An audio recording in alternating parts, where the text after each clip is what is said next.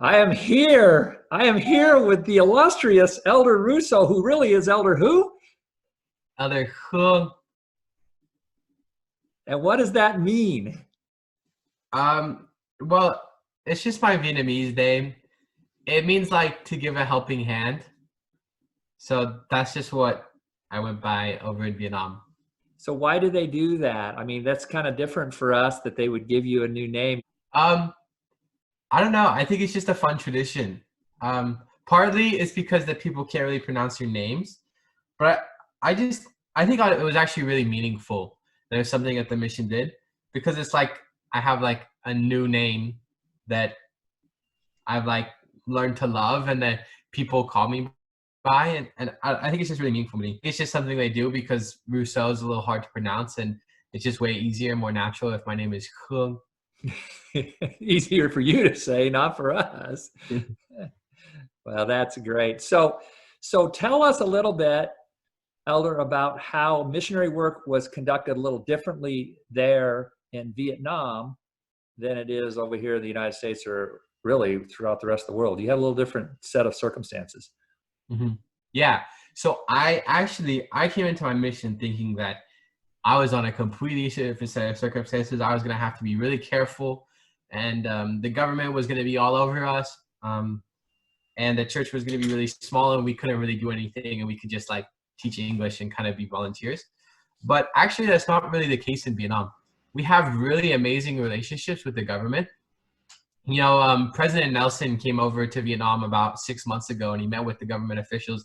And they had amazing, wonderful meetings where they just expressed to us how much they love the church and how much they love what the church does for their citizens. And so the church operates pretty freely in Vietnam. The only restrictions that you really have is that you can't fully proselyte in public, or you can't pass out like materials like Book of Mormons or pamphlets in public. So that means you can't knock doors, or you can't stand on the street with Book of Mormons and hand them out. But what it basically forces you what to do is those aren't natural contacts anyways. Right. You did a lot of really natural contacting and a lot of really natural finding. One, because people in Vietnam love Americans. Two, because nobody knows what the church is. And three, because that's what the law is.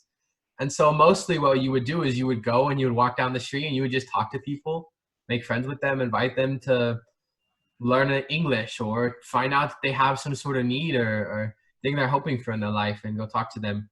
Go to a lot of coffee shops and just sit down and talk with people, do your studies. And it was really wonderful because it was so natural and so normal, just like what President Uchtdorf talks about. Oh yeah, that's great. So when you got there, I remember your letters from the beginning and your videos from when you first got there. This was hard. Tell me a little bit about the shock that you had when you got to this country. And you're a smart guy. You can pick up everything pretty quick. To this point in your life, you picked up everything pretty quickly. And then, bam, what happens? Well, yeah, when I first got there, the language was pretty hard. I think maybe I was over dramatizing it a little bit. No, you would never do that. I would never do that. But, man, it's hard. I think what was really hard because some of my first companions, one of my first companions was this guy who was a white dude who grew up in Vietnam, and or he grew up raised by a Vietnamese woman in America, and so Vietnamese was his first language. And so it was really hard because I started to compare myself a lot with him. And it made me feel really bad about my Vietnamese, and I couldn't communicate, and I just wanted so badly to be able to communicate myself. And so that was pretty hard. But I think one of the biggest things I learned from struggling in the beginning with a language that's really hard was just working hard. I think just putting in effort to work, to learn something, to do something that's hard, taught me a lot. Kind of like what President Nelson said today about climbing your Mount Sinai's. I think that was yesterday, where he talked about how the Lord loves effort, and effort. Yeah, that was the best part. That was the one where they showed the video of the kid. Everybody remembers that. That was so good. Yeah, that was really good. I love that. And I think the other thing is that I really learned that discouragement always comes from Satan, and that all those feelings of discouragement that you have is that all these feelings that Satan wants you to have. Satan wants you to feel like that's too much effort and you can't do it. And I think that one thing I really had to learn, especially in the beginning of my mission, is that any feelings of discouragement are always from Satan and they're not from our Heavenly Father. Yeah. So how'd you get out of the funk? What did you do? What did you do? What did you realize that got you through those first few weeks of it being really hard? Mm, mm. I think the key was just effort. Is that I realized that if I didn't open my mouth and I didn't try to learn Vietnamese, or if I just complained the whole time, I was just going to be miserable. I was just going to be unhappy, and I was just going to be mad at myself, and I wouldn't improve. And I think that at some point, I remember this one time where I was contacting, and I just felt really bad because nobody was understanding me. The learning curve in order to be understandable in Vietnamese is really high. You have to like learn all the tones and all these like hard sounds to pronounce just to be understandable. And so I was like a month or two out, and like I would talk to people and they wouldn't understand me. And I just remember this one contact where I was just like, I like said something and they like looked at me straight faced and they're like, what did you just say? I think I just decided that I don't want to feel like that. So I'm just going to open my mouth and make mistakes and talk to people and try my hardest and put in a little effort, because that's going to make me happy whether or not I have the best result or not. And so it was really, I mean, it was hard to learn still, but your attitude changed.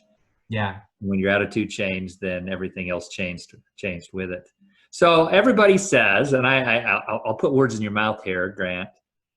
Everybody talks about when they come back from the mission, how much they love the people. So I'm just assuming that you learned to love the Vietnamese people. So tell me why. When you hear, for the rest of your life, when you hear about Vietnam, what are you going to think about those people? What's going to come into your heart? What's going to come into your head? The beautiful things about those people in that country. I love it. I love them. I don't know how you could serve a mission and serve those people and not love them. I think as a missionary, you get special gifts, being called to serve a people, to have charity for them. And I think that you're right. Any missionary who serves with all their heart and serves worthy and tries their best to serve the Lord is going to be given charity for the people they serve. So I absolutely love them. What makes somebody from Vietnam different than somebody from America? Or are they different really? At the end of the day, people are people. What is unique about them that you could share with us back here in the United States? One thing that's super different about them is they love Americans. They absolutely love Americans. I don't know why. You think that maybe Vietnam and America would have tense relationships, but they just love Western culture and they love foreigners. And they especially love foreigners who speak Vietnamese. And so that was something that was like this huge blessing, is that anybody you talk to, you just go up to them and be like, hi, how are you? And they're like, wow, you speak Vietnamese so good. You're a foreigner and you speak Vietnamese so good. That's so amazing. How long have you been here? And then it's like, I've been here 6 months. 6 months? Ồ, sao tháng mà nói giỏi thế? Ôi, ôi, ôi, giỏi lắm luôn. And then it just, they love you and they're so really open to foreigners, which is something that I just thought was super interesting and a huge blessing to be a missionary, a foreign missionary in that country, is that they really love foreigners. Yeah, that's what I've heard. I have several friends that have spent time over there.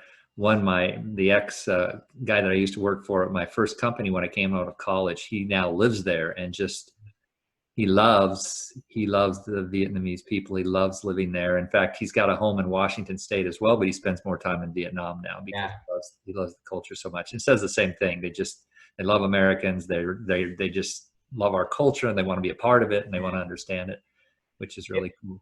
All right. So every missionary has funny things that happen. You got any funny stories or anything that sticks out in your head? Oh yeah, that's a good one. I got to tell them about that one. Yeah. So one of the funniest stories on my mission was, I think for sure, when I was serving in a little province, like the farthest out province you can get from the city. most of the areas and the branches are like really close to the city. So this one's still on like the outskirts of the city, but it's the farthest out one. And I had really bad ingrown toenails because I didn't listen to my dad and I didn't get them fixed. I was going to say, of all people, Russo has bad feet. Oh, I have terrible feet. And so I fixed them once and then they came back. And so I fixed them again. I went to this same doctor in this kind of international, but not the best hospital outside in the provinces in Vietnam.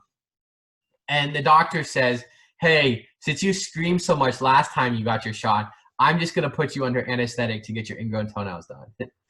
And so I got put under anesthetic. And next thing you know, I'm awake barefoot on this like operating table in Vietnam out in the provinces and super high. I'm just high off of morphine and laughing gas. And I had this native companion that doesn't really understand what's going on. And I just start running around the hospital, trying to contact people. I like throwing my shoes around barefoot, just like yelling at people in Vietnamese and asking them if they want to learn about Jesus. And my companion starts getting like really mad at me. And he's like, why are you acting so crazy? And I'm like, I don't know. I just feel good. And so he finally gets me in the car and we like drive home to our house and he's like, you have to go to sleep. And I was like, no, I don't have to go to sleep. I'm okay. I want to help you clean. And he was like, no, you have to go to sleep. And he's all telling me this in Vietnamese. And I'm like, no, I don't want to. And I like tried to like grab the broom from him to like help him sweep the house. And he was like, he just got really mad. He started like yelling at me in Vietnamese, like, go to sleep. You acted crazy. You're not acting like a missionary. And I was super high still. And it made me really sad. So I just like laid on the ground and cried about how much I wanted to help. But I like, my companion wouldn't let me help. And I was just super high and crying and had nobody to take care of me. So what was it like after you came down off the drugs and your feet really hurt? Well, then we had a lesson. And so I went and taught a lesson. And I think I came down like halfway through the lesson. But then I had to do like some damage control with my companion. And like damage control with the lessons. And it was just a mess. So like, I guess moral of the story is missionaries shouldn't take morphine. That's a pretty good story, Grant. I gotta tell you, made me laugh. That's good. All right, so you picked up some habits on your mission, hopefully good ones. Tell me one or two things that you learned to do on your mission, or that you found to be important. That you're like, oh, I'm doing this the rest of my life. I want to do this. This is important. This is what I'm going to take from my mission. I think two things. I think one is setting goals and two is scripture study. I remember just in the first one in the MTC, I had this one MTC teacher that I didn't really like a lot. And he was kind of like the guy who was like, set your goals, make some SMART goals and whatever. And I was just, it's like, this guy's corny. I remember I talked to like some of my other MTC teachers and they're like, if you don't want to set goals, it's like, okay, like the important thing is that you have like something you're working towards and you're like, have like a trajectory. But I think over the mission, I've come to really learn to love setting goals and having a trajectory and having a direction in my life. My mission president used to always say that the key to progressing and finding success is three things. It's having a vision, focusing that vision, and then taking action. And so really, I think I've learned a lot of principles about how I can figure out a trajectory of things I want to do, set a goal, find specific things I could do to achieve that goal, and then do them and follow through on them. And so that's something that I've really learned to love and that has really blessed my mission and I believe will bless my life. The other is the study of my Book of Mormon. And my Book of Mormon has become one of my most prized possessions. So about like halfway through my mission, we had this zone conference where my mission president invited the whole mission to start marking the Book of Mormon in 5 colors for the doctrine of Christ. And he gave us all clean new paperback Book of Mormons and told us to do this. And I remember I was looking at his Book of Mormon and his Book of Mormon had like pen marks in it and like sticky notes and like highlighters. And I was just like so amazed about like how like diligent his Book of Mormon study was. But over the past 9 or so months that as I've learned to do that, that this little tattered paperback Book of Mormon, I don't know if you can see it. Yeah. It's like all tattered up, like the pages are like ripped up and all Those are that. the best kinds, Grant. But it's become like my prized possession. And I think it's so amazing. I love it. I love it, and I love everything that I've learned from it. You know, I have a Book of Mormon like that. It's my seminary Book of Mormon, and it's just like what you're talking about that your mission president had. It's got sticky notes and colors and pen and watermark and everything on it. But I always tell people, you know, if there was ever a fire in our house, the first thing that I would grab would be that Book of Mormon.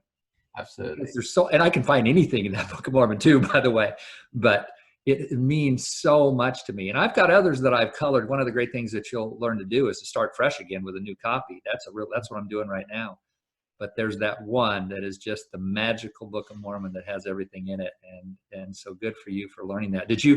Have you figured out when you want to study now that you've been home for a while? Is there a particular time, or do you do it randomly? How do you do it now? I haven't been doing it as like consistently at a set time at home, but I really love the morning study of the Book of Mormon. I think it's a great way to start your day. Yeah, I would agree with that. Just find that time that is your best time. For missionaries, it's in the morning, obviously. For some, they're morning people, some they're night people, but find that best time and be consistent with it. It's a game changer. So I hope you never, ever lose that. I mean, hey, you were in my preschool for a long time, so you got this drummed into your head every single week. But it really, really is important. And it's interesting of all the missionaries that I've talked to, and you'll see as I post these, scripture study is I always say, give me two things, and scripture study is always one of them. I was gonna say for me, I think part of it is the Book of Mormon. Sometimes it's not even something that I read that really impacts me, but there's just a spiritual energy that I find flows into my life when I read that book. Not like that I understand some message, but a lot of times that's what it is. But I think sometimes there's just a great energy that comes from the book itself and from actively studying the words of Christ. I remember there's this one week where I was kind of having a hard week.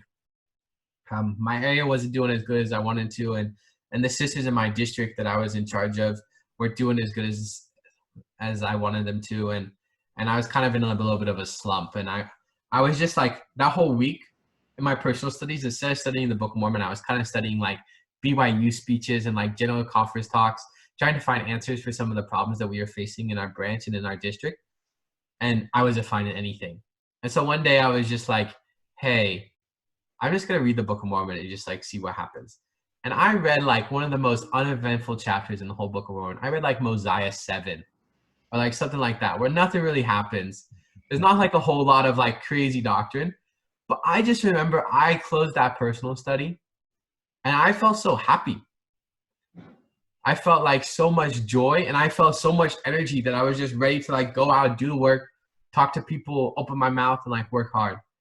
And I just found that there's a great spiritual energy that comes from the Book of Mormon, regardless of whatever page you read, but just the act of studying your scriptures diligently brings great spiritual energy into my life.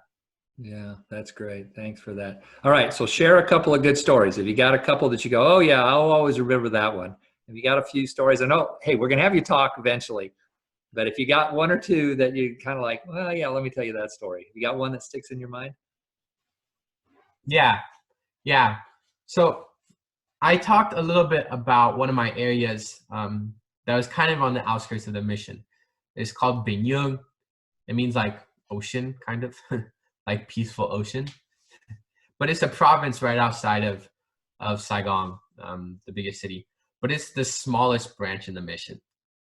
On average, you have about like 30 people come to church on Sunday, and it just really hasn't seen a lot of success and a lot of growth. It's been open for about 2-3 years now, and it's kind of been always kind of like the boonies of the mission, kind of a area where it's got like a bad name to it, and you know that. And then when people like go to that area, they're like a little afraid, and you know, it's not as nice and that kind of a deal. And so I was called to that area, and I was the district leader in that area for, I think I was there for 7 months. But I've just come to really learn to love that place. I think I had a couple of experiences there where I just faced, there was some like crazy stuff that happened, but um, we were able to find a lot of success. So one thing that happened was when I came into that area, there was like 6 or 7 investigators that I was working with that had learned all the lessons and were ready to be baptized, but were facing parent what do you call that? Parent disagreement, where the parents didn't approve for them to be baptized. But they were ready and they wanted to, and they have super strong faith and super strong testimony. And so a lot of what I did was to work with people that were on the cusp of being baptized to finally take the step and progress to be baptized. I remember this one girl, her name was MV, and she was just this awesome, like 18-year-old, like freshman in college that had like awesome faith and was just like, could have just been like this huge life for a branch that is just like struggling and doesn't have any like super solid members, where her mom wasn't agreeing for her to be baptized. And her mom owned like this bông reel stand on the road, which is like it's like a soup, this crab soup that has like some noodles and like crab meat and like blood jelly stuff. It's not very good. It doesn't It's sound not a very good dish. It's, I mean, at her house it was good, but what we started doing is me and my companion would go to her mom's house all the time to just make friends with her mom. And we would just like hype up like her food like so much, like, oh, like you're making me so fat, like your dish is the best in the world, it's just like my mom's cooking, all this stuff. And we were just like absolutely like hyping up her food, trying to like win her heart and do a lot of service. And there was one time where we decided that our whole district should go over to her house and just minister to her. And we did it. And normally, one thing that Vietnamese people don't like to do is accept help. They don't really like if you offer to like do something for them or clean something for them, they'll always be like, no, no, no, no, no, I can do it, I can do it. right, right. But so we offered to help this woman after we ate, clean up shop, like clean her kitchen, put her tables away, sweep, do that kind of a deal. And she was like, no, no, no, no, no, no, you don't want to. And I was just like, hey, Elder, I turned to my companion, I was like, let's just do it. Let's just start cleaning. And we just started cleaning her house and sweeping her floors. It's just like a little tiny like cafe, putting away tables and just like washing dishes and doing all this stuff for her. And like a minute later, you could just see her beaming, like hands on her hips, like, wow, like you're doing it so fast. Like, this is so awesome. And she, from that moment, her heart had changed and her heart was softened. And 2 weeks later, her daughter was baptized. And it was a really awesome experience to me, that a really awesome testimony builder, that service softens people's hearts. Yeah. And I think especially that proactive service softens people's hearts, because a lot of times we can't wait around to just wait around until they say, hey, I'm in a crisis, I need to do this. But when we actually proactively and find ways to serve, when we're anxiously engaged in a good cause, then it softens people's hearts. So that was a really cool miracle. And this girl is awesome now. She's the YSA leader in the branch. She met President Nelson. She's Wow. like the stud of the branch, and that was just a really cool miracle. That's fantastic. That's a great story, Grant. That's really, really good. Well, we're going to run out of time here in just a little bit, but I wanted you to bear your testimony. You'll do this for us in sacrament meeting as well, but bear your testimony in Vietnamese. It's so interesting. I mean, we don't have a clue what you're saying, but yet we feel what you're saying. You did that when you prayed for us, when they got all the missionaries together with President Kleeman and with the stake presidency. You prayed in Vietnamese, and it was so humbling. So if you would kind of conclude this little interview by bearing your testimony in Vietnamese, I think that would really touch people's hearts in our ward. Yeah. Thì anh trẻ mùng em chướng rằng